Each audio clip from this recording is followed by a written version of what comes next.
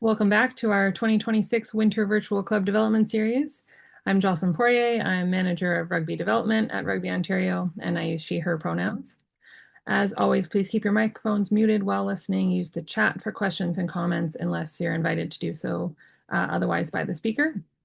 We'll have time at the end of the session to come back to any questions we don't get to as well. So we encourage you to leave your cameras on so we know who we're talking to, but just note that we're recording this to be shared as well.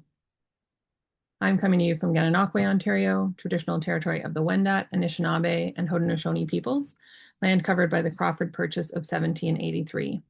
Rugby Ontario's member clubs and all of you are situated on traditional Indigenous territories across the province. If you would like to acknowledge the lands that you are on, please go ahead and use the chat to do so. And while we're doing that, we'll just take a moment to reflect on our gratitude to the First Nations, Métis, and Inuit people who have been and continue to be caretakers of these lands, for whom Indigenous sport and physical activity have long been associated with positive experiences of celebration, community, and leadership building, but who've also had the very harmful experience of sport being used as a tool for colonization. I invite us all to consider our privilege as sport leaders, to impact the lives of those in our programs, and our responsibility to be intentional in creating environments where all participants can have positive and even healing experiences rather than negative or harmful ones. This year, as you've heard, if you've been to one of these before or listened to one before, we're continuing a session that we added last year to the series called our Club Share and Tell portion.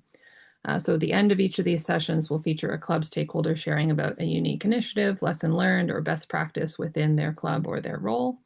And the goal here is to provide a platform for club sharing and help build our community and grow all of our clubs. So stay tuned after our speaker tonight to hear from Kelly Zacny, president of the Georgian Bay Titans. With that, I'm pleased to introduce our main speaker for tonight's session. Liddia Kol is the Resource Center Manager at the Sport Dispute Resolution Center of Canada, or SDRCC. As part of her role, she manages all aspects of the SDRCC operations pertaining to education, prevention of sport disputes, outreach, and communication. She has a bachelor's degree in kinesiology and a certificate in marketing management. And through her main sports, rugby being one of those, and basketball, Liddia has gained a lot of knowledge about the sports system, whether it's through being an athlete, a coach, official, team manager, administrator, or board member. So Liddia, thanks so much for joining us tonight, and we'll pass it over to you. Thank you. Thank you so much for having me tonight. Yeah, I'm a rugby girl as well. So if ever you have played against the St. Lambert Locks in the Montreal region, yeah, you may have seen me on the field, but I'm recently retired. My body is very happy about that right now. I'm going to put a link to the French slides in case, si jamais il y a des personnes qui parlent en français, je vous mets les diapos en français. Si jamais vous avez des questions à travers la présentation en français, ça va me faire plaisir d'y répondre aussi, mais la présentation va être en anglais principalement. If you have any questions throughout, please feel free to ask them. Just raise your hand or pop them in the chat. Jocelyn and I will be able to manage those. You don't have to wait till the end of the presentation to ask any questions you may have. So just to begin with, I'll give you a brief overview of what the SDRCC is. It's an acronym for a very long name for the Sport Dispute Resolution Center of Canada. So I'll tell you what we are, how we came about as well. We'll go over some of the negotiation skills for sport leaders. I'm sure you may wear different hats within your rugby clubs. So when I talk about negotiation, I mainly mean conflict resolution, but we'll go over what the definition of negotiation is as well. We'll do a brief overview of the main causes of disputes and what the prevention strategies are as well. We'll spend a little bit of time at the end. And again, we'll have a section for questions, but feel free to ask them throughout the presentation. So for a brief overview of the SDRCC, we are a not-for-profit organization that is 100% funded by Sport Canada. We were established in 2004 by federal act, meaning that it is a law that was created in order for us to exist because the minister at the time found it very urgent and needed to have a service for dispute resolution, especially for our athletes. If, for example, if they were not selected onto the Olympic or the Paralympic team to represent Canada, there was no place, no location for them to file an appeal towards an organization. And so the Minister of Sport at the time thought it was an urgent need to have that within the sports system. And that's how we were created. Our main mandates are in the prevention and the resolution of sport disputes. So the prevention side, obviously, that's where my role as the resource center manager will come into play. Within our list of arbitrators and mediators, we have 75 professionals working with us. So it is not the full-time staff of the SDRCC who deal directly with the conflicts that we receive, but we do have an external list of consultants that are arbitrators or mediators, and they all have their own private practices. So they really do this extra for the sport community in Canada. So they take contracts here and there with us whenever there's a dispute that is submitted through our tribunal. Our services are pan-Canadian, and they are offered in both official languages, in French and in English. We also have a few arbitrators and mediators who are perfectly bilingual, and they can offer services in both languages because sometimes, some athletes may be French speakers, and then the administrators in a sport organization may be English speaking. And so in order to be fair for everyone, we need to make sure that everyone understands the procedures in the language of their preference. And so sometimes it's really valuable to have those professionals speaking both French and English. And we are also the designated doping and safeguarding tribunals in Canada. Safeguarding meaning anything related to safe sport at the national team level. If ever you were curious as to what type of cases we receive at the SDRCC, in orange over here, team selection disputes are the most common ones that we receive. So again, if athletes are not selected onto their national team, or if they're not selected to the Olympic or the Paralympic team, for example, they could file an appeal to the SDRCC. Team selection are very they're connected to the carding disputes, the little 14% that you see there. Carding disputes are typically for the financial assistance that we give, that Sport Canada gives to athletes, because obviously they need to train full time, and then there's school, there's work, they can't gain too much money through working full time, right? So through having by being a carded athlete, they can receive a financial assistance from Sport Canada. And so athletes who are carded obviously have more chances in being selected because they have the funding, that funding that's extra for them, that helps them with their training schedules. The second type of case that we receive most commonly are maltreatment or harassment disputes. So anything related to safe sport. And that's why we had the safeguarding tribunal as well to receive those disputes that are related to maltreatment, abuse, or harassment. You may or may not know, but the past few years, we have a national complaint mechanism that's now existent. And so the 16% have been up and rising since the past like 2-3 years. But I'm suspecting that number may increase over the years as people are more aware of the complaint mechanism that exists. Other than that, we have some disciplinary measures, eligibility issues, governance disputes as well that we receive at the center. In terms of prevention and education, again, this is where my role will come into play.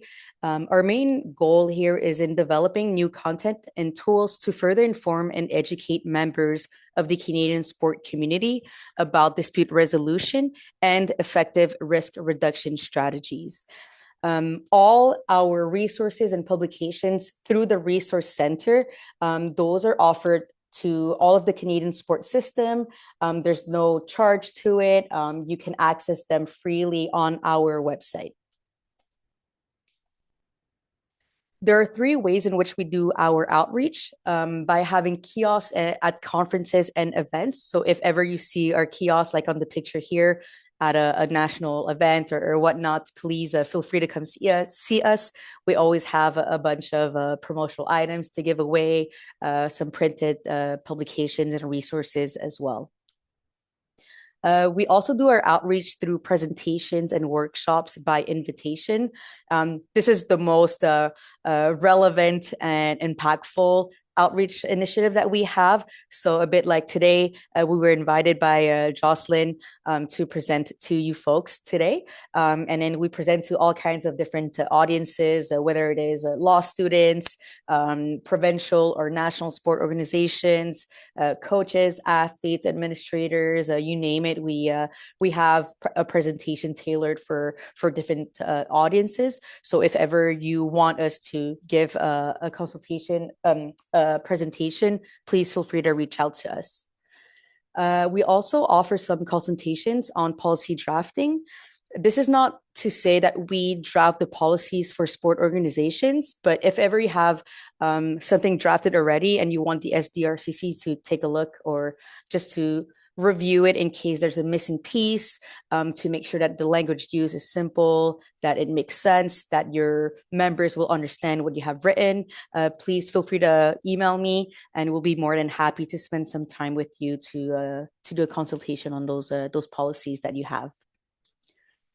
In red, you'll see a few topics that we cover in our presentations and workshops.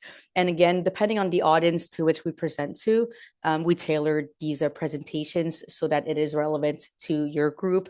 And we make sure that the scenarios used are also relevant to your situation and your context. Here are just a few publications or examples of publications that we have through our resource center. I'll send a copy of the slides to Jocelyn, so we'll have a copy as well, and you'll have the link to access all of these through our website. Before I move on, are there any questions so far regarding what the SDRCC is, some of the publications that we have or whatnot?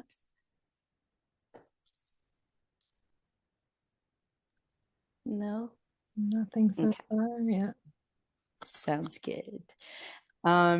So now let's dig into the topic of today's presentation, which is communication and dispute resolution. What you'll see on the screen here is what I call the dispute resolution spectrum. What you see in green are services that we do not offer at the SDRCC. What you see in orange are services offered at the SDRCC. So mediation and resolution facilitation, MedArb, which is starting with a mediation and then moving on to an arbitration right after that, if ever the dispute is not resolved. And we also offer arbitration services.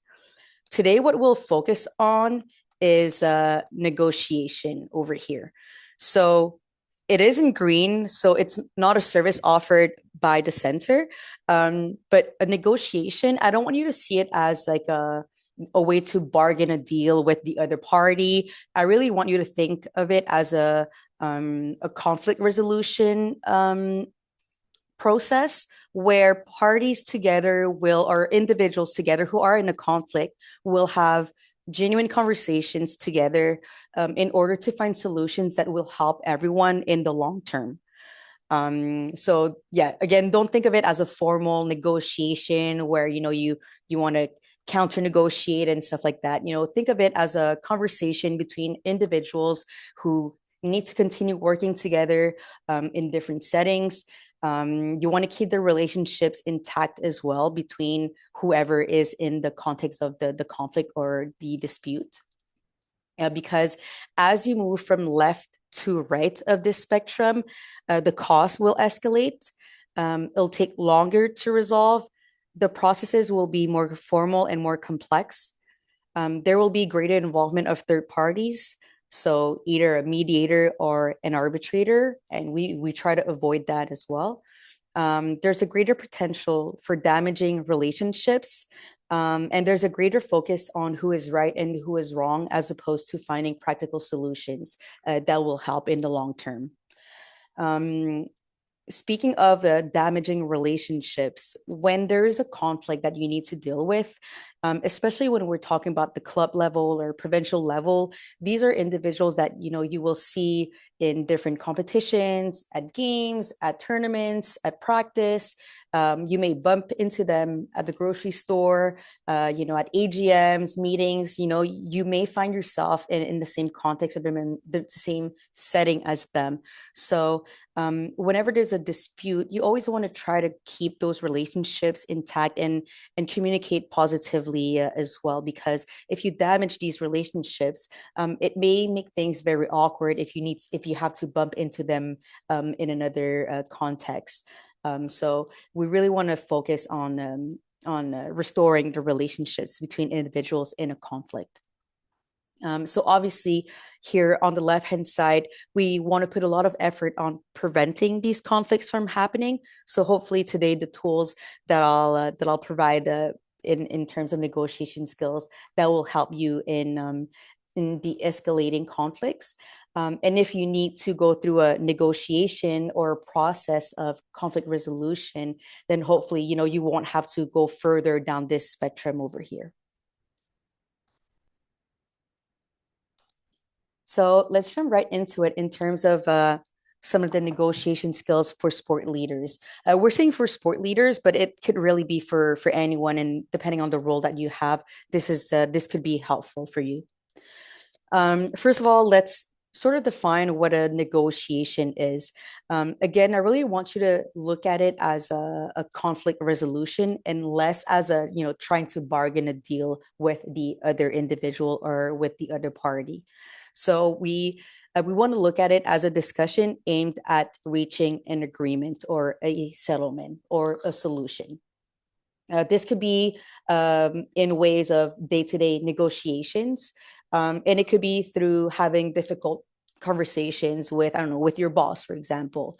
In terms of day-to-day negotiations, it could be, if you're trying to get ready in the morning with your kid and you're trying to negotiate what they will wear in school today, that could be one type of negotiation. A difficult conversation could be having a discussion with your boss. It's the end of the fiscal year and you want to know, what raise you should have. So, that could be one type of negotiation as well. It could be very formal, it could be very informal as well. Um, and I want to ask you right now, what kind of examples in sport can you see a negotiation occurring or taking place? You can pop it in the chat or unmute yourself as well.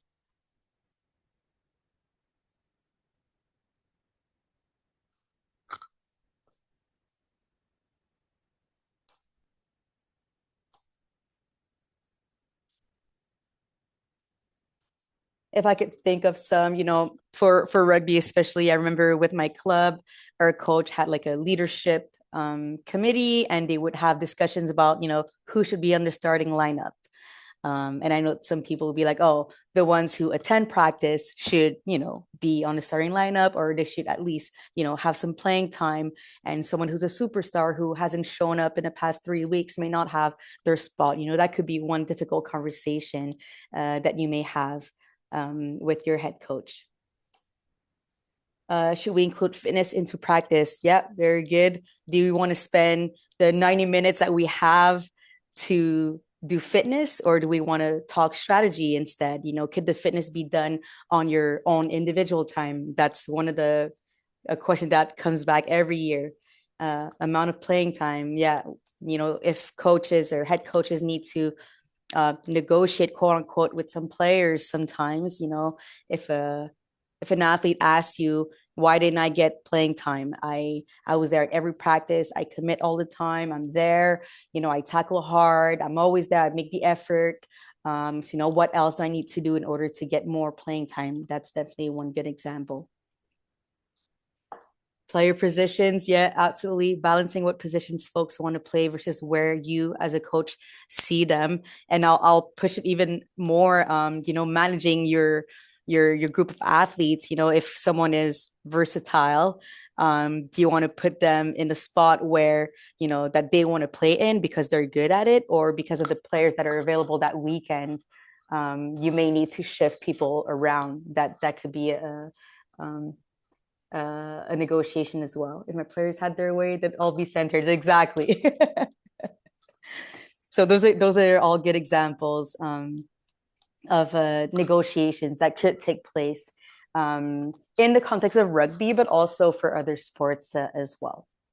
Very good. Now, in terms of those difficult conversations that you have or that you may have, can you share in a chat box or again on Meet Yourself some of the things that you dislike or apprehend about the idea of having a difficult conversations, or if you want to name some irritants when having those difficult conversations as well. I'll give you a few seconds to either pop it in a chat or feel free to also unmute yourself.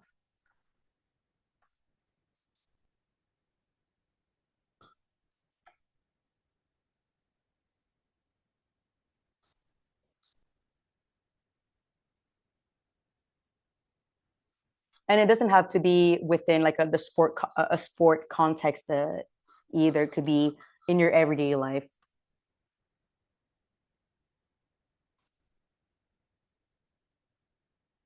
People getting defensive when having discussion. Mm-hmm. That makes it difficult to communicate. No real aim. Bruno, do you mean like they're just complaining to complain? Like there's no real purpose to yeah, dealing with highly emotional people. Mm-hmm. Disappointing the player. Useless to be right. The timing of the conversation, yeah. Knowing when is a good timing to have those conversations. Performative, private issues raised in public. Mm-hmm.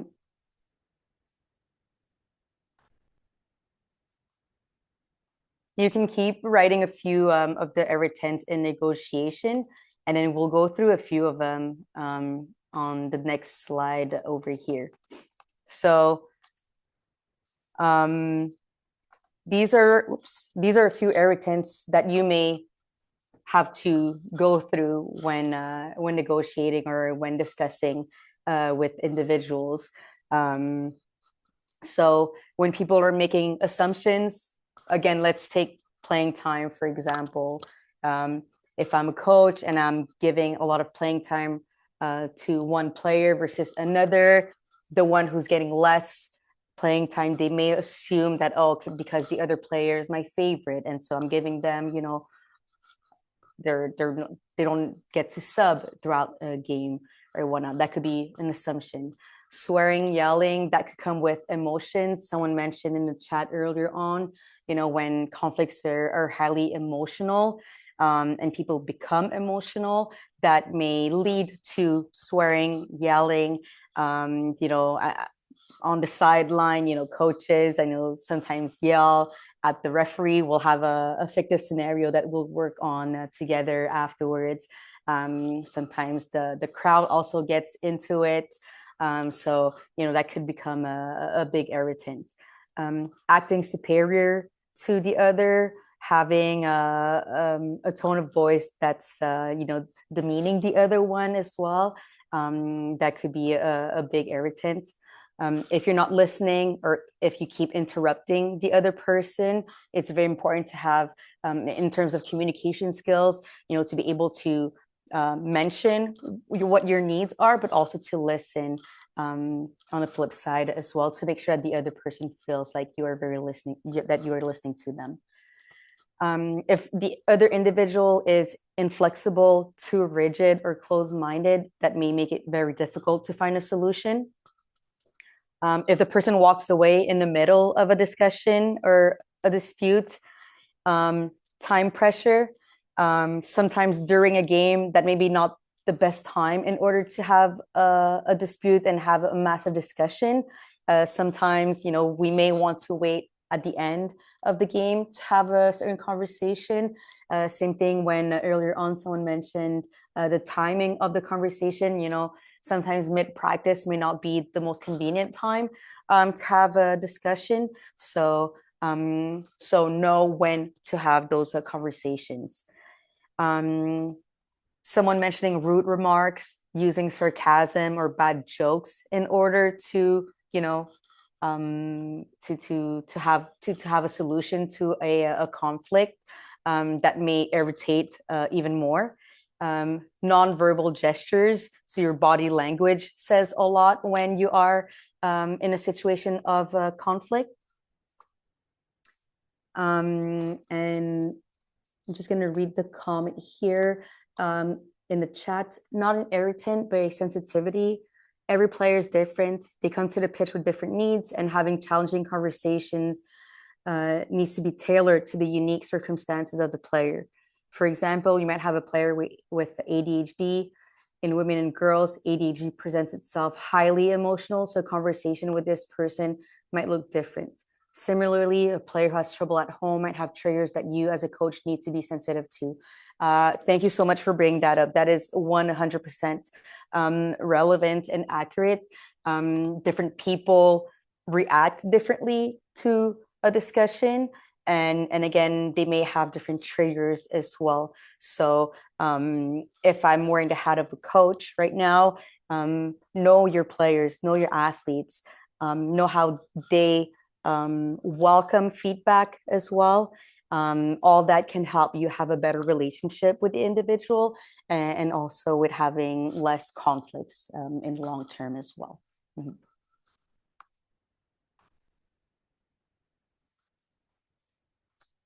In negotiation, there are two types of approaches.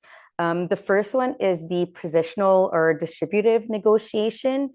So it's sort of a win or lose situation. And the second one is the principled negotiation. And for you to better understand both approaches, I'll give you an example of a conflict that could arise. So let's say you have two sons, and both of them are fighting for the last orange that is left in the house. You as a parent, in order to find a solution, what you figured to do in order to resolve everything is just to cut the orange in half and give one half to one son and the other half to the other son. So that's the positional distributive negotiation. The parent didn't really ask why they wanted the orange. They were just fighting over it. So the solution was just to cut it in half. Everything is fair. Each get a half. In the principled negotiation, the parent asked both sons, why do you need the orange? One of the sons mentioned, oh, I'm really hungry. I just wanted to snack on something. And then, I saw the orange. I want the orange. And then when speaking to the other son, his purpose to get the orange was to do some potpourri. He wasn't hungry. He didn't want the orange itself. He just wanted the peel. And so the solution here was just to peel the orange, give the peel to one of the sons, and give the orange to the other one because he was hungry. So when we look at both approaches here, obviously the solution that was best was the principled negotiation, right? After asking the relevant questions and understanding everyone's needs and interests, you were able to sort of find a solution that was creative and that was helpful for everyone involved. So when you look at the positional or distributive negotiation, that's typically based on the parties' positions as opposed to their interests and their needs. In the positional negotiation, the discussion becomes sort of a chess game where you're trying to not trick the other person, but a little bit. You're trying to play mind games, and you want to find you disregard the other person's interest, and you're just doing what's preferable for you in your own interest for you. Um, you only resolve the issue at hand. You don't really dig as to what the real dispute is and what the underlying issues are. The solutions reflect mainly the positions again, and you disregard the relationships. On the flip side, when you look at the principled negotiation, um, they're based on the parties' interests and needs. The discussions are a lot more frank and open, and you really understand the purpose of the main issue that's at hand. The solutions are more creative, and there's a better preservation of the relationships. We always come back to that, right? The preservation of relationships, because again, in sport especially, it's a very tight knit family. You want to make sure that the relationships are good and positive between all the individuals. And if you are in conflict with someone, well, it's difficult for you to just change clubs because you want to avoid that person. It may make things very awkward again, right? So preserving these relationships are very, very important. Any questions or comments so far? Okay. Before we get into our fictive scenario, I wanted to know what are the most common conflicts or disputes that you are faced with? And let's stay within the context of sport and rugby. What have you noticed, or maybe you were part of a conflict that you often see within your role, whether you're a coach, an athlete, an administrator, a match official, a board member, whatever it may be? If you could type a few conflicts that you see in sport.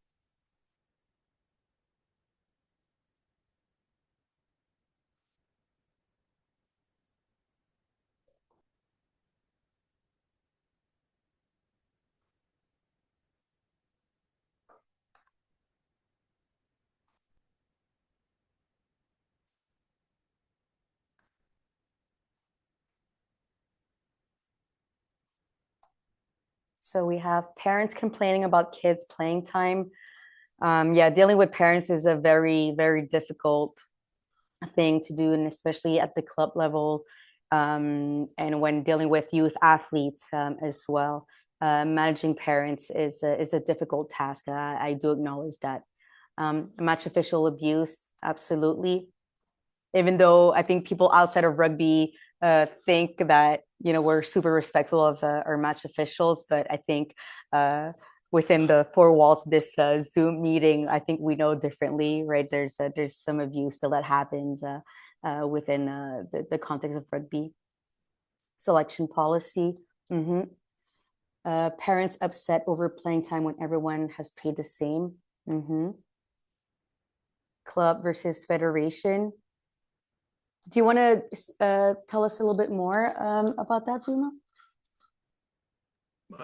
I am new in Canada, so I don't know much here, but I was in Greece and it was a big contention between the federation and the clubs that was never resolved properly because people had different argument, different intentions. So I don't know how it looks in Canada. Mm-hmm. I've got some time between all this different body, Rugby Canada, IOU, where you, whatever. That's Mm-hmm. sometimes it's not definitely aligned, but it's always there, I guess. Absolutely. Yeah, yeah. There's always frictions between mhm.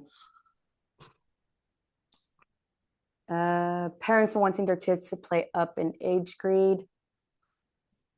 We come back to playing time, cliques within teams, conflicting personalities between coaches or athletes, egos, high performance with the versus club athletes, players complaining about other players' attitudes and then choosing to ignore the coach's directions.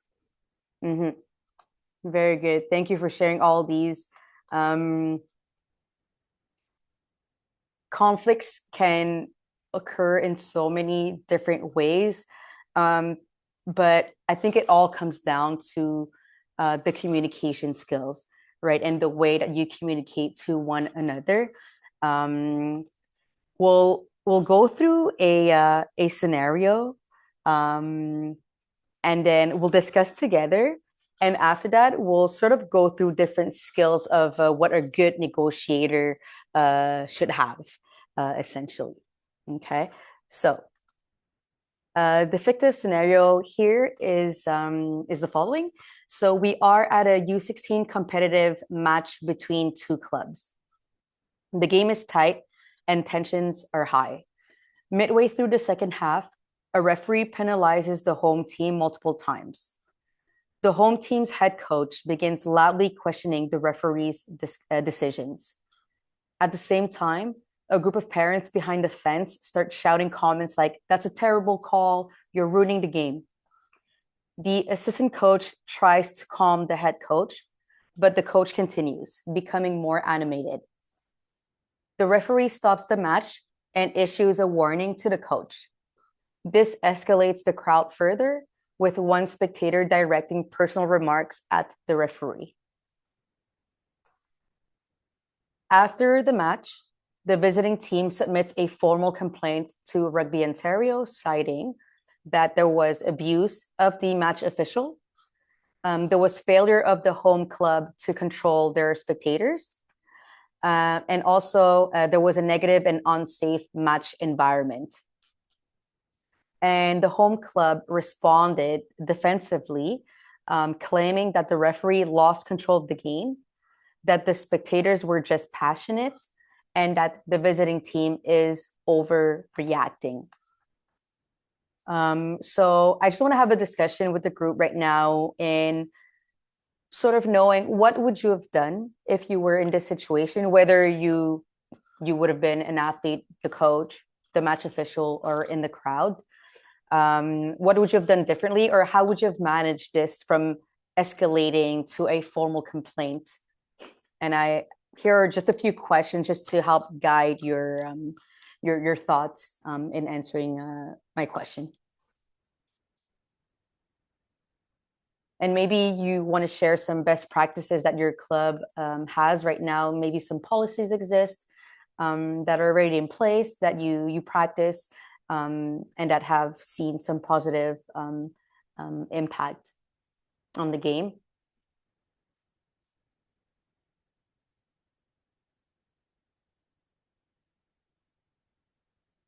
Janessa?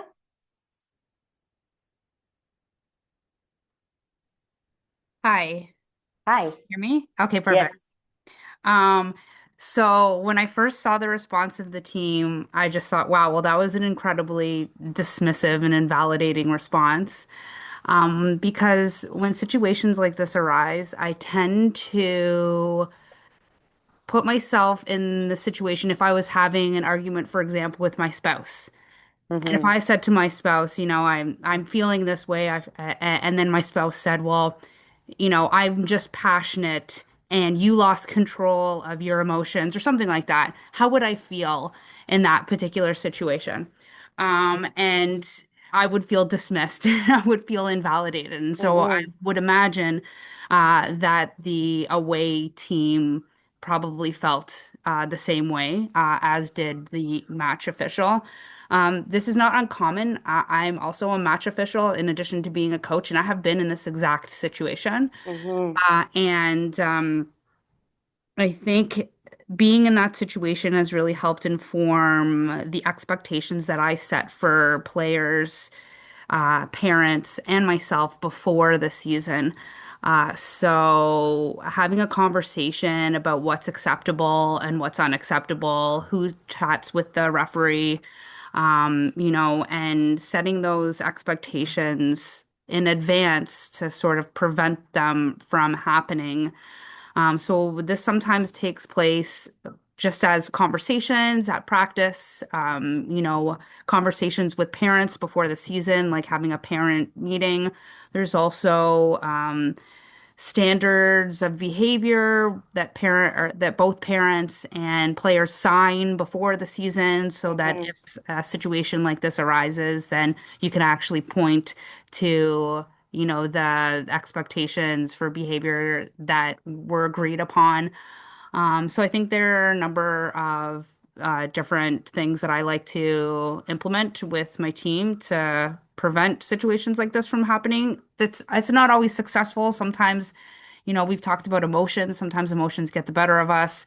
And, when that kind of thing happens in a game, there's other things that you can implement, like taking your players aside, having your captain speak to your players, Mm-hmm. and I guess just trying to de-escalate things. Well, first of all, trying to prevent these things from happening in the first place, but then if they do happen, using techniques to de-escalate those types of situations and having those ideas and plans in place before a situation happens instead of trying to figure it out on the fly.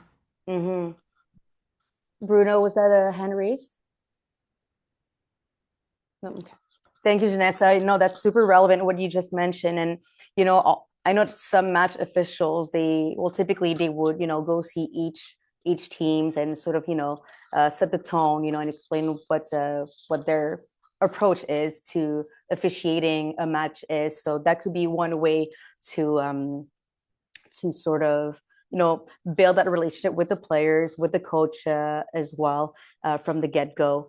And also the referees, they always come back, right? Each game you may be ref by the same one, a few times during a season. So you do want to make sure that the relationships are good throughout. And if there's an issue, it's okay to speak in between, in between the the half times or after games and whatnot, just to explain each other. As a coach, the athletes and the parents are also gonna they're gonna behave according to your behavior as well. So if you're gonna be agitated because you're mad about a bad call made by a referee, they may follow through. No matter what age group you're in, whether you're senior or even at the youth or age level group, as a coach, you sort of set the tone, right? People are going to look at you for guidance, and so if you're acting agitated, you're setting a bad example. Janessa mentioned, having players or the captain speaking to the players, using that captain referee channel as well could be one way to de-escalate a conflict. Typically, right, officials will just speak to the captains, and so that could be one avenue as well. Instead of yelling across the field mean things to the official. So make sure that you have a model behavior and a model composure as well. And if you need clarifications, it's okay to talk to the ref and be like, "Hey, ref, can we get clarity at the next stoppage or at the next breakdown or whatnot?" Just to better understand what their vision is and how us as a team, as players, and as a coach, how can we adapt to that referee as well, right? Because rugby is very adaptable. Different referees have different ways of calling as well. So yeah, all that will be relevant. Danielle? Can you guys hear me okay? Yes. Awesome. Okay. Sorry. Um, yeah, like I think with match officials, because just the type of role that they have, I think having that open communication, I'm just extending off of what I put in the chat, having open communications not only just with the captains on the field, but also coaches too, right? Because that's their domain. And if they set their expectations of how the day's gonna go, it's clear for everybody. Coaches will Mm-hmm. understand to keep things in check as well, like with themselves, obviously. We're all adults. And even with juniors, um, they need to learn to be adults. So, like, having that communication and encouraging that open conversation, I think, is a great way to set the tone for the entire game, great way to set success for the entire game. Somebody gets out of hand, including parents, right? Whereas the match official can empower the coach to go talk to them for them because they're one individual, and this is where we need to empower others to help Mm-hmm. advocate for a very successful game, a positive experience for everybody, that sort of thing. Um, yeah. So I feel like before games, I think having that captain Mm-hmm. conversation, but also coach conversation. Um, So if something does come up, you can have a halftime conversation to clarify stuff, Mm-hmm. right? Mm-hmm. Yeah, no, Um, absolutely. so yeah, that's And just my like two Danielle, cents. I know you're suggesting before the game, but I would even suggest like at the season start, like Yeah, for sure. Set these the are the tone for the values. entire season. That's Yeah, it. I'm 100% on board for that Mhm. too. Having Yeah. meetings with your Yeah. athletes, again, depending on the age group of the that you're coaching at. Maybe if the parents are at these meetings, letting them know as well, this is the culture of our club. Hmm. We are respectful, we stay positive. If you want to cheer the team, cheer positively, not negatively, and we're not going to yell Yeah, it's obscene that things code and of whatnot. conduct, right? Mhm. That code of conduct for the season for sure. That's it. And I think it was Vanessa, you mentioned something like, having a contract signed of, an agreement of some sort, that I agree to conduct myself or behave following these values because that's the culture of our club, right? So if that's already set from the get-go, people should know what to expect. And if not, well, I know that Rugby Ontario has a complaint mechanism, but we don't want to go to that, right?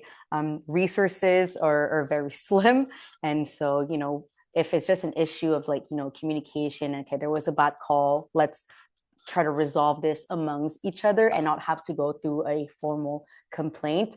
If you remember the spectrum I presented earlier on, we don't want to go towards formality because things are going to become so much more complex, and the irritants are going to be even bigger than they already are. In terms of different solutions also, depending on the level that you're at and the resources that are at hand for your club, maybe we want to assign a game day manager or something that could help de-escalate some situations if ever that happens, and just keeping everyone in check throughout the match, because it is rugby, it is intense, it's normal to speak loudly and yell at each other. It's very normal. I understand that, but sometimes we have to keep in mind to keep things respectful as well, right? And the official, without the match official, there will be no game. So we got to keep that in mind. And we're already short of officials, so we don't want to have them walk away from that role, right? Is there anything else that anyone wanted to add, perhaps, regarding this fictive scenario? I think what's really important too is whoever you have leading your team leads by example is one of the most Mm-hmm. important things. Because if you are not leading by example, how do you expect the players to act the way you want as well? Mm-hmm. So I did watch a coach just ream some boys out, and the boys talked back, and people sat there and watched. And I finally went up and said, no, you are their leader, lead by example, give them the respect, and you will get the respect back. You have to kind of exhibit the behaviors. Mm-hmm. No, you're very right. Mm-hmm. So yeah, always lead by example. Be a model in the way that you react and in the way that you say things as well. And again, just keeping things respectful, right? In the words that you use, but also in your body language, just being calm as much as possible, even though emotions may be high. So yeah, let's take a look at some ways or different skills to help de-escalate some situations. Being in a match day may be a little bit different because there's a time pressure, the game needs to continue on, you don't always have time to have a full-on conversation and try to find a solution, but in other types of conflicts, these different skills are true. So we'll go through each of them, but the first habit of a good negotiator is to acquire global perspective. We want to establish grounds for collaboration. So again, in the vein of trying to keep relationships intact, you want to collaborate with the other person, right? You're in this conflict and dispute together. So let's collaborate and trying to find solutions for both of us. Be creative when you're trying to find solutions, and obviously having good communication skills as well. So in terms of acquiring a global perspective, you want to understand what the issue at hand is, okay, what the underlying issues are. Is the situation urgent or not? If not, let's take the time to discuss, and let's find the time to meet and find solutions together. Who has the authority to settle? Sometimes in a conflict, let's say in a team selection conflict, for example, if there's a policy in place and you're trying to find a solution, if you're able to find a settlement, do you have the authority to say, yes, that can happen, or do you need the authority of someone else?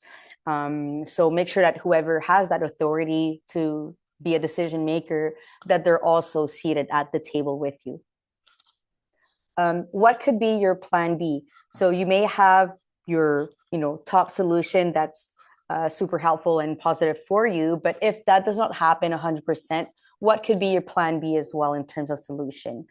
And how could the solution impact your future or even the other individual's future as well? So just by asking these questions, you may acquire a good perspective or a good overview of what the conflict is. The vines, what I mean by that is understanding what your values are, what your interests are, your needs, your experiences, and also your sentiments. If you understand what your vines are, and if you understand what the vines of the other person are, you may have a better perspective of the situation, and that could also help you find solutions and resolve the conflict. Because again, the more you know about the situation, the fewer roadblocks you will encounter. So doing this exercise, sitting down, and writing what your vines are could really be helpful before you enter a negotiation. The second skill is to establish grounds for collaboration. So as I mentioned, you're two or multiple individuals in a conflict. So you are interdependent within one another. So if you want to find solutions that will help everyone, you have to be able to know how to communicate properly and also to collaborate as well. And you have to be willing to collaborate. So take the lead from the beginning in having that spirit of collaboration. If the other individual does not want to, do your best, because collaboration does take time. So try to put them on your side as well so that you're all on the same page. Leave emotions at bay as much as possible. This is obviously very difficult, but try to leave emotions out of it. Stay factual as well whenever there's a dispute at hand. Sometimes you may have to swallow your pride. This may help you resolve a dispute. Let go of some control with decision making. Again, we're here to collaborate. You don't want the other person to feel like you're trying to be superior to them. So it's okay to let go of some of the control so that we're all on the same playing field. And again, your relationship goes further than the issue. Number 3, you want to look for creative options. Try not to use shortcuts in finding solutions. Take the time you need in order to have those discussions with the other individual. Brainstorm possible solutions. Similarly to the situation with the orange, if you ask the right questions, you may find a solution that is helpful for everyone involved. But again, make sure you understand the other person's interests and needs and yours as well. Acknowledge that sometimes you may have to find compromises. You may not win 100% of the time in the solution that you find. However, if, it could be 80, 20 or 70, 30%, at least everyone has some sort of a feeling that they're winning a little bit in the situation given. Keeping in mind the relationship again, and focus on the future. Don't dwell on what had happened, and don't try to put the blame on someone. focus on solutions that will be helpful in the future and in the long run. In terms of communication skills, try to separate the people from the problem. Sometimes the main irritant in a dispute is because one individual hates the other one, or there's a personality conflict most of the time. So try to separate the person from the issue that's at hand. Sometimes it may help you in a conflict resolution. Acknowledge, but don't react to emotional outbursts. Again, try to remain calm, leaving emotions outside as much as possible, even though it's a difficult task. But try to not react to emotional outbursts. Present your perception of the issue. Don't assume things from the other person's perspective. Don't put words in their mouths either. So you can only speak for yourself. So it's okay to present your perception, but don't go assuming the other person's perception either. That may help as you're trying to communicate your needs. Be sensitive to differences. So these differences could be cultural, it could be power imbalance, underrepresented groups as well. All of these may affect the vines that I presented earlier. If you need to take breaks in the middle of a conversation, please feel free to do so sometimes, especially when there's an emotional outburst. Take a break, take a 5-minute break, go for a walk. It's okay to adjourn when it is appropriate. And, if you feel like for today, we've spoken enough, let's come back another day to continue this conversation. If it is appropriate, suggest to adjourn the meeting and move on to another day, perhaps, if you haven't found an agreement. Over here, we have what we call the negotiation checklist. You can access it by clicking on the link over here. It's a long page with different steps in order for you to prepare yourself before you walk into a negotiation or before you walk into a discussion to find a solution. So again, here, step number 1, you need to do your research and reflect on what your vines are.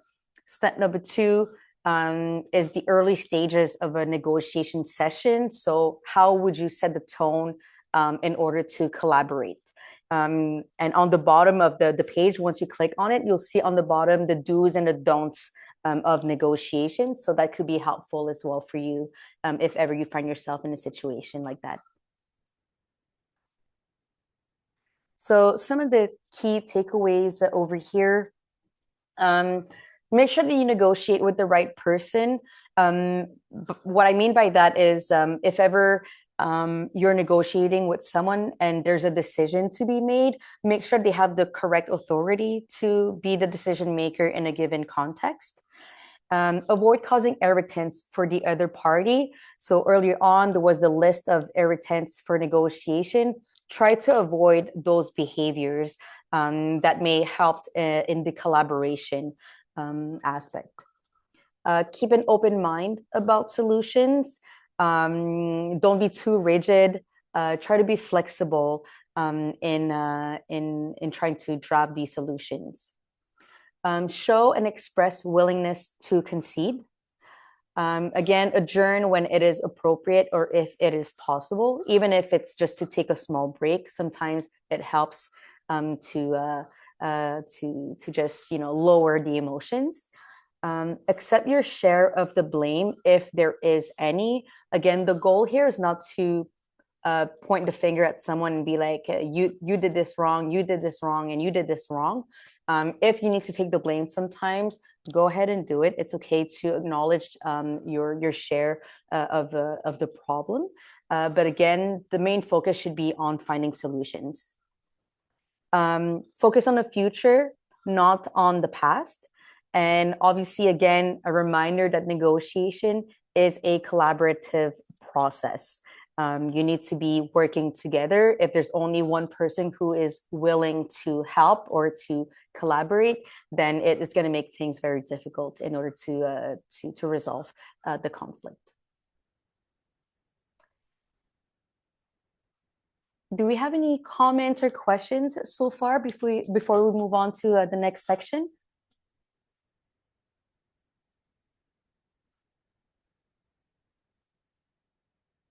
We only have like 3-4 slides left to do.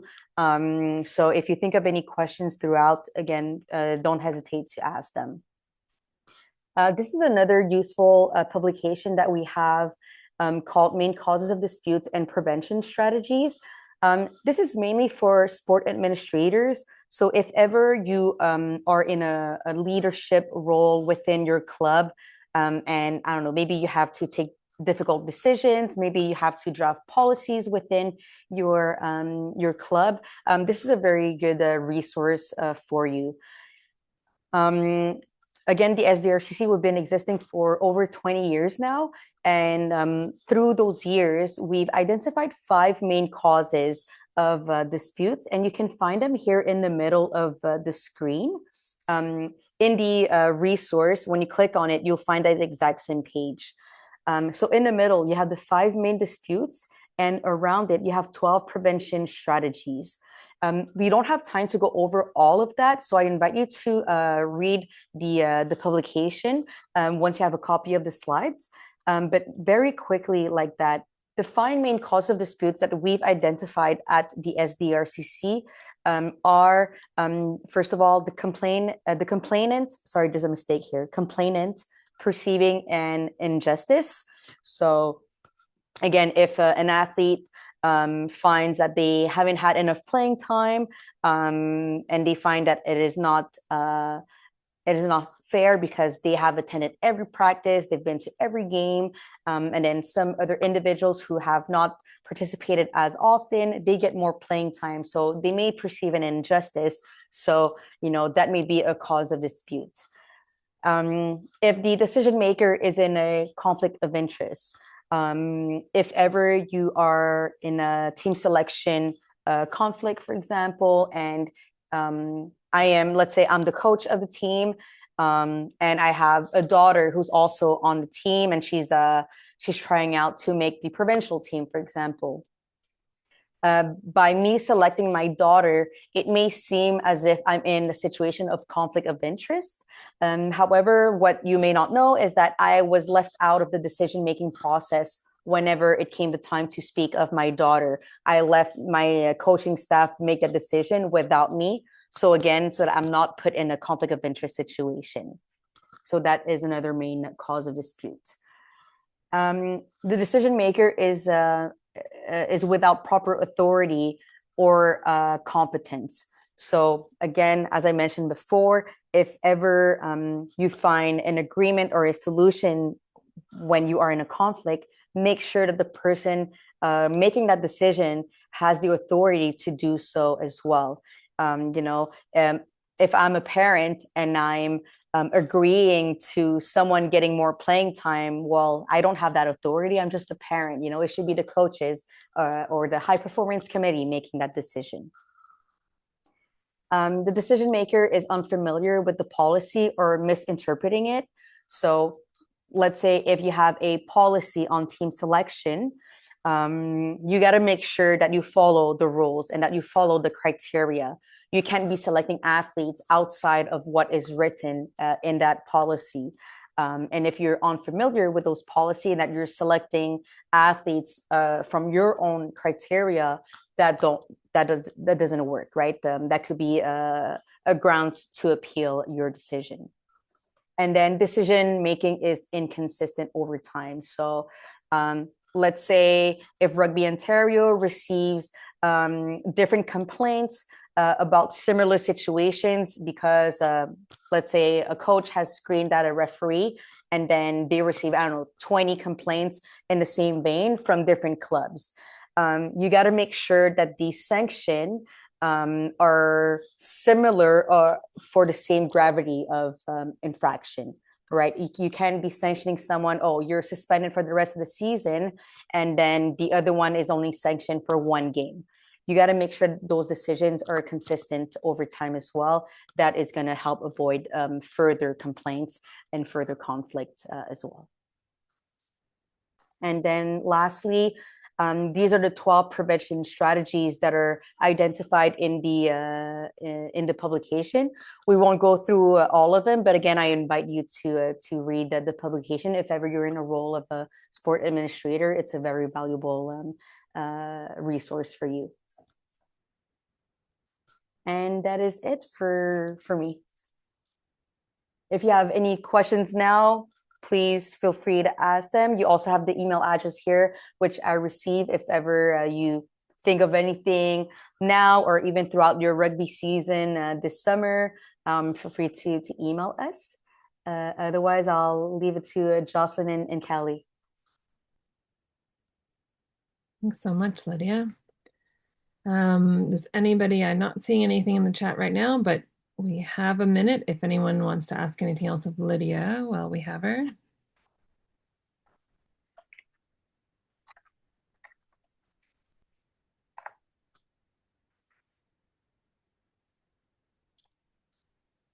Once.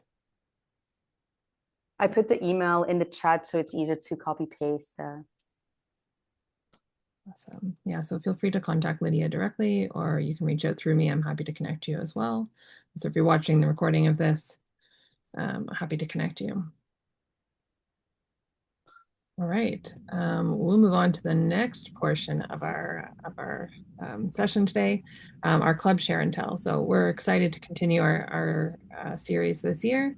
And tonight we have, as I said, Kelly Zacny from the Georgian Bay Titans. Kelly, your name always throws me off on your profile. Kelly fell in love with rugby when she first learned about the sport in high school, like so many of us. She then went on to join the early Caledon Club and continued to play for a year at the University of Guelph and 3 years at Humber College. And then after years of not playing due to travel and work, she was thrilled when her family moved to Collingwood and she discovered that they had a rugby club. Right away, her kids started playing and she fell in love with the game, and her own passion eventually led her to get involved with the board. She is now going into her 3rd year as president of the Georgian Bay Titans and takes pride in knowing that she has helped to grow the club and bring it to a level that it will help it continue to thrive and grow in the future. So Kelly, I'll pass it over to you to tell us a bit about how your role has looked over the last few years and some of the initiatives that you've been working on. Awesome. Thanks, Jocelyn, and thanks for the opportunity to share here. As Jocelyn said, I'm going on my 3rd year as president of the Titans, and it's been awesome. We've definitely had a ton of growth in the past few years. Being a female myself, and of course, wanting to play football when I was younger because I hadn't even heard of rugby until I got to high school. I'm a big believer that girls need contact sports, and I think rugby is such an amazing sport, as we can see how well the Canadian women's team is doing. It's thriving for women, and I love the fact that we've kind of been able to piggyback off the success of the women's sevens team and 15s team to kind of grow the girls program. So our club is going on 19 years now, but our girls program has pretty much only been around for the past 4 years. So 4 years ago was the first time we had a U14 girls team. Last year was the first year we had a U16 girls team. This year we are pushing really, really hard to have a U18 girls team. And then our U12s, as most of you guys probably know, last year was the first year they split genders, which I know for our club, I think did really well. And it brought out a lot of girls who probably wouldn't have normally joined out because they were just worried about that whole contact thing with boys. And last year we actually had 26 girls enrolled in our U12 program, which I believe was the highest enrollment at that age group in the province. Jocelyn's nodding yes, so I think I'm correct there. And when I look at registration right now, it's still early, and of course everything rolled out a little late in the season, so we're a little behind, but we still have 14 girls at U12 currently registered, which is a fantastic start. And I do know some of those girls are brand new, never having played rugby. We even have a few girls at U14 that have never played that are joining us. And even on the boys' side, same thing. I know we've got some new U12, 14s, and 16s and 18s joining, which is fantastic. So I wanted to share with you, my family went to New Zealand. We just got back a few weeks ago, actually. And if any of you have ever been there and went to the All Blacks experience, it was amazing. But we were in sort of what would look like the change rooms of what the All Blacks go into. And the gentleman, the tour guide, was telling us how one of the coaches had worked with both the Black Ferns and the All Blacks. And this stood out in my mind so much, and I think it's just perfect for this. He said what he felt was when the guys got into the change room, they all had their headphones on, everything was quiet, they were in their own zone, in their own moment. But when you walked into the Black Ferns change room, music pumping, clothes everywhere, everything just wild. And he said perfectly, girls need to feel good to play good, and boys need to play good to feel good. And I'm like, that's perfect. It just embodies exactly what I think girls are like and boys are like. And it's true. And so this is kind of what we're kind of trying to build on and have. We notice Bree was in the call earlier, but Bree has been our U14 girls coach and now our U16 girls coach. And next year she'll move up to be our U18 girls coach. And, I get a lot of feedback from her on what the girls are like and the personalities, and they want pink and everything, and they want matching tracksuits and all this kind of stuff. And I think we listen to that because girls like to feel good in how they show up to a game. We just brought out team scrunchies so that girls can have matching hair scrunchies in their hair, just like the World Cup teams did.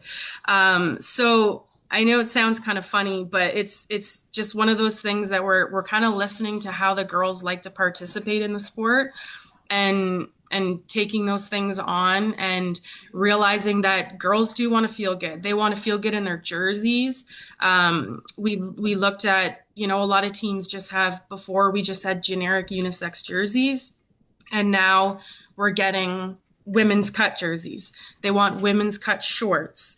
So maybe this is a little off topic, but in terms of a lot of our coaches are men, a lot of our board members are men, and we're now really trying to listen to the girls and listen to the women in our club and understand what's drawing these girls in more and how we can retain them and keep them in our club.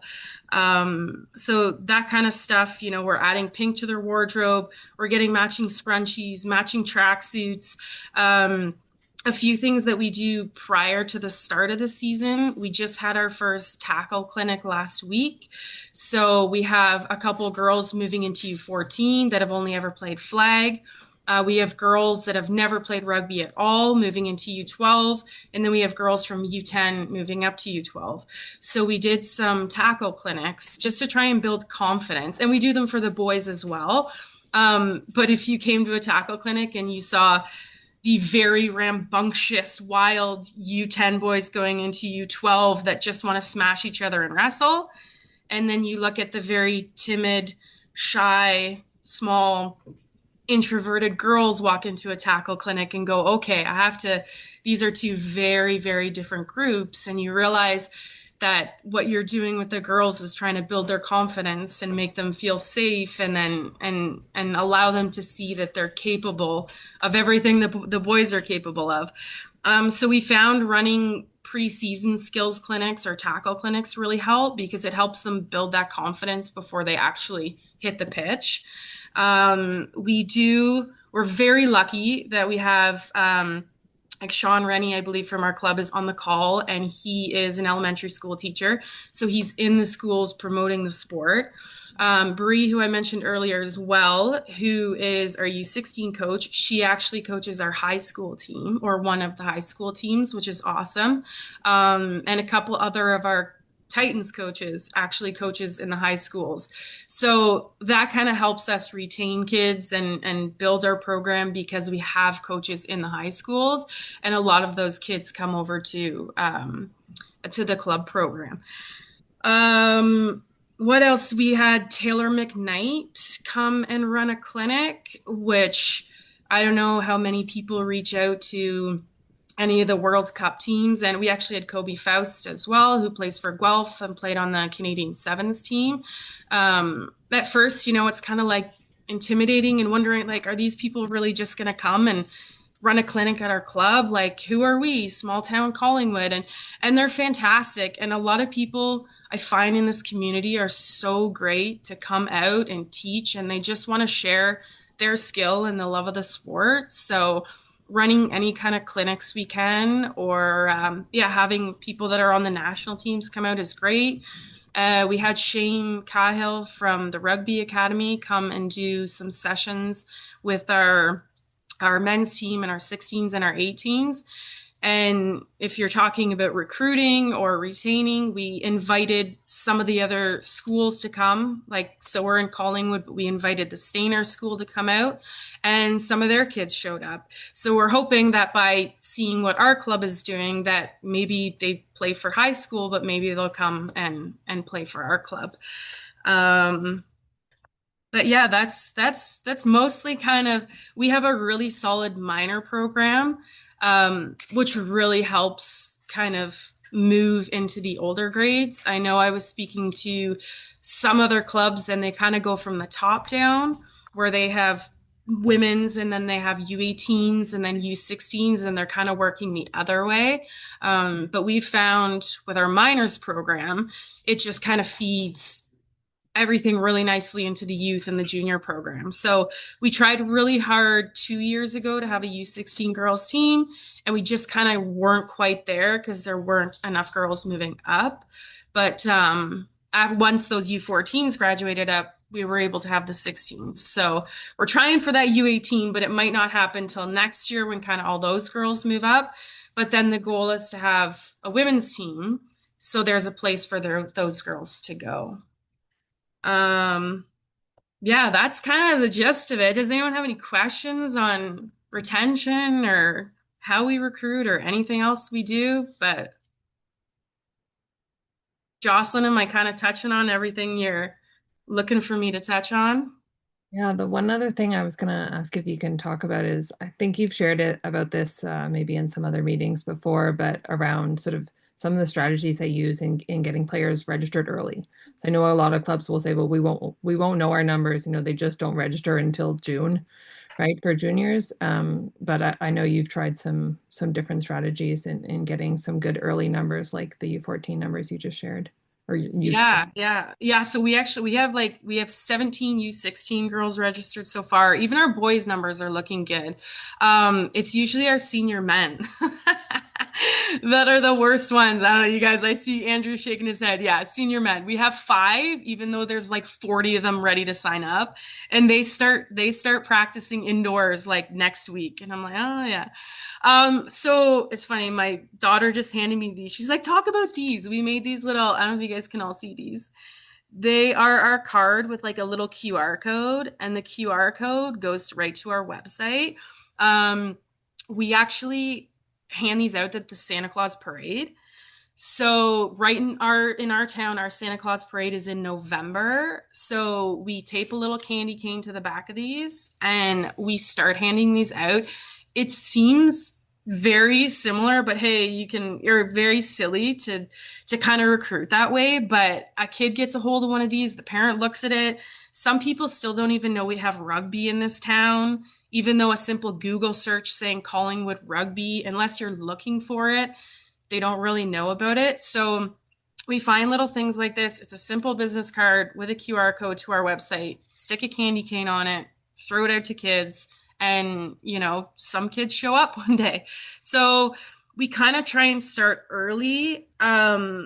in that sense of like recruiting and letting people know about stuff. We also try, we aren't lucky enough to have an indoor dome here, which kind of sucks. So anywhere we can get something indoors. I luckily own a gym. It's not huge, but we have some jujitsu mats. So we try and run clinics fairly early. So what I'm kind of getting at is you don't need a big, massive indoor grass space. Even if it's just a gym, a weight training session, something to kind of get the ball in hand or to get people together. And we try and do them early to start people thinking about rugby. And then oftentimes we say, hey, you need to be registered in order to come to these sessions, which tries to encourage people to register a little bit early, especially if you're working on anything to do with contact. You want them to be registered for the season. Schools can be hit or miss, but I had my kids volunteering, freezing their butts off at one of the sevens tournaments at one of the high schools. And one of the members of our club is a part of BioSteel. So we put some it's like a Gatorade if you haven't heard of it. We put some BioSteel free samples in some containers and went out and we were given free samples at the tournament to try and bring people in. Another thing you can try is what we've done before is like register before a certain date and your name will go into a draw and you could potentially win free registration or something like that, or free swag or anything like that, just to try and get people to register early. But the main thing I find is just kind of having stuff starting and giving communication early to people. We use an app called Clubster. I know some people use TeamSnap or whatever it is. Clubster has been great because it kind of looks like Facebook, but without it's a private member group. So right from the get-go, we're kind of hammering people, hey, registration's open, and then we're sending updates. And now that we're starting to get schedules, we'll get schedules out. So, we usually have over 350 athletes in our club, and we're probably close to 200 right now. That being 60 men have not registered yet. So that's, but yeah, I think early communication is great. I've heard from a few clubs or parents of other clubs that say they have no idea what's going on. They don't even know if there's teams. They're not sure what's happening this season, and it'll be like April. And we've already, by January, even though obviously like Rugby Canada, Rugby Ontario Play HQ took a little longer to open, so we really didn't start till, I guess, end of February kind of thing. We're communicating saying, hey guys, just so you know, registration isn't open yet because of this, but don't worry, we'll let you know right away. And then 2 weeks later, we're in their ear, we're talking about rugby. So the faster you can start communicating, or the earlier you can start communicating, I think people appreciate that. And then we're a big ski town, so some people's minds are still on skiing all winter, but the faster you can get in their ear, I think we'll start people to kind of sign up a lot earlier. And then if you can start up any sort of ball in hand skills clinics, or even like team building, that's kind of our next thing. We're going to start working on some team building stuff where we actually get the younger girls together with the older girls, and same thing with the boys, just to try and, because some of our minors and our youth, unless they come to the games, don't really even see real rugby. They don't really see the older kids play. So we're trying to get them communicating with each other and realizing that beyond U10 and U12, there's this whole game of 15s rugby that they haven't really seen yet unless their parents are taking them to a game. So that interaction of the younger kids with the older kids really helps too. Yeah. Anything else? See Janisa, recruitment strategy. Did I answer any of your question there, Janisa? Awesome. Yeah, Fergus has a pretty solid club though. So interesting, like we have Owen Sound is about an hour away and Barry's 45 to an hour. I just heard today, I don't know if anyone is from Owen Sound here, but they won't have a U16 boys team. They were hoping for a U14 boys team, but they've now folded it. So yeah, we're going to pick up some of those kids, but I see solid club for the boys. We struggle with girls. Yeah, if you want to talk at all, Jesus, I'm happy to reach out. But I really think the main thing with recruiting girls or getting girls is making them feel special. Give them something that's like their own. One of the things that the girls wanted was almost their own jersey or their own sort of like identity. It didn't need to be a different color. It didn't have to stray from, your club entirely, but they wanted the women's cuts. They wanted, something that popped that said, we're girls and we're badasses and we play rugby. The scrunchies in the hair. Are you currently working in schools with rugby? So yes, we have several of our coaches are actually coaches in school. So when I said we brought the Stainer Club, our U8 coach is a high school coach. So he coaches the boys team at Stainer. Sean Rennie is in the elementary schools. Todd Hammond, which is one of our men's coach, actually, he's the high school senior boys coach. Our U16 girls coach is the high school girls coach. And then our U18 boys coach is coaching the high school juniors team.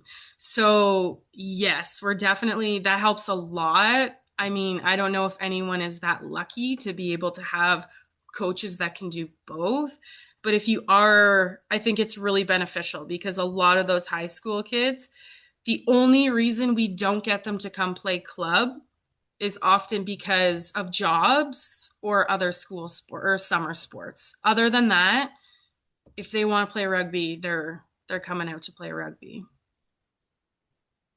Hopefully that helps. I think we see that a lot at the junior level, especially. A lot Mm-hmm. of strong junior clubs are a direct result of strong connections to the high school programs around them, Yeah, for often sure. through overlapping coach roles, right? Yeah. And we have one high school, the Catholic high school in town doesn't have a rugby program. So actually I've reached out to the teacher. I'm going to go have a meeting with the principal to see if we can do a try rugby day.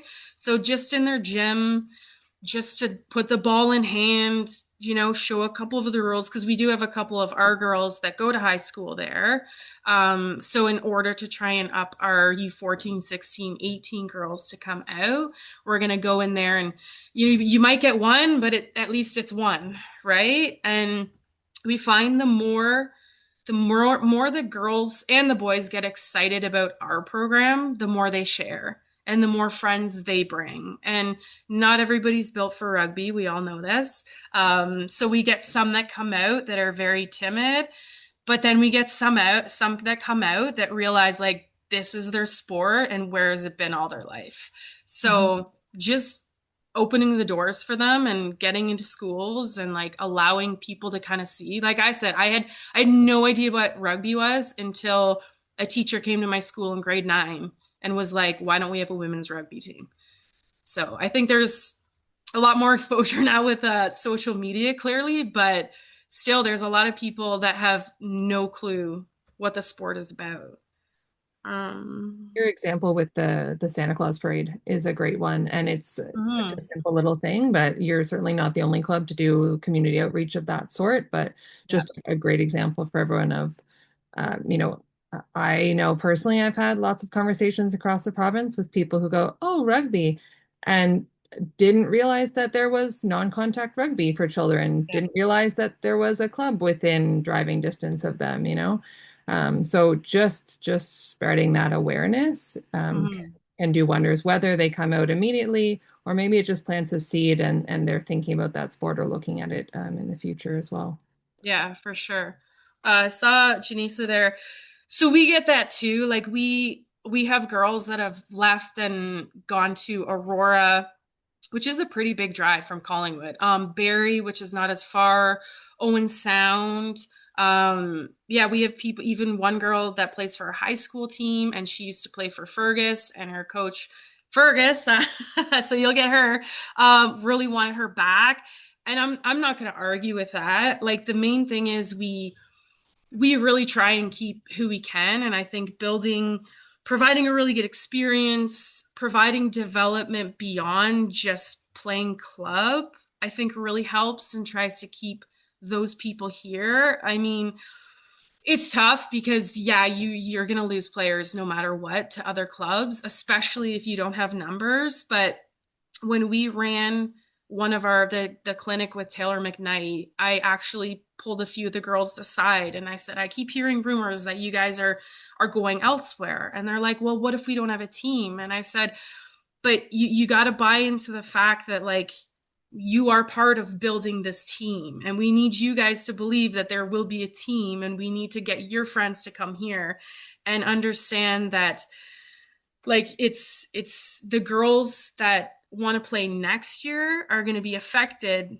if you don't play this year kind of thing. So I really try to instill in them that they're kind of building a legacy and like we want you girls to kind of build the team how you want to build the team and bring out the people you want to bring and make them feel like they're not just some number on a team, but they're sort of the leadership of it.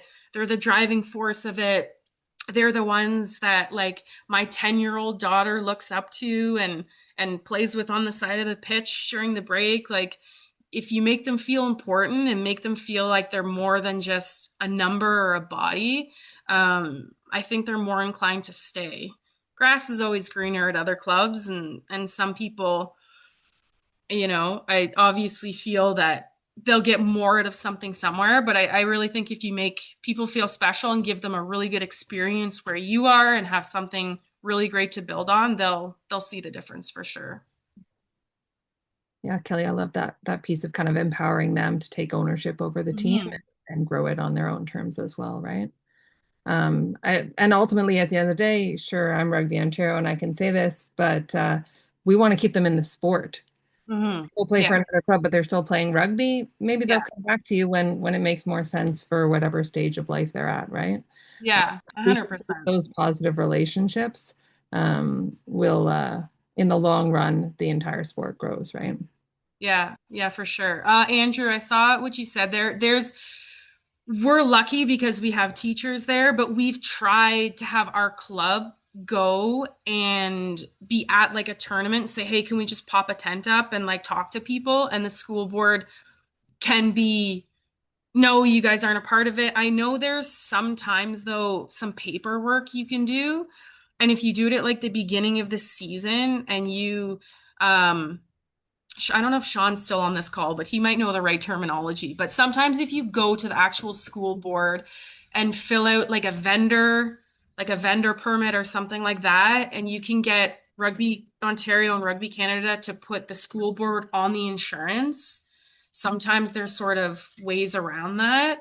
But yeah, we do have issues like our coaches being in the school still doesn't allow us to show up as a club.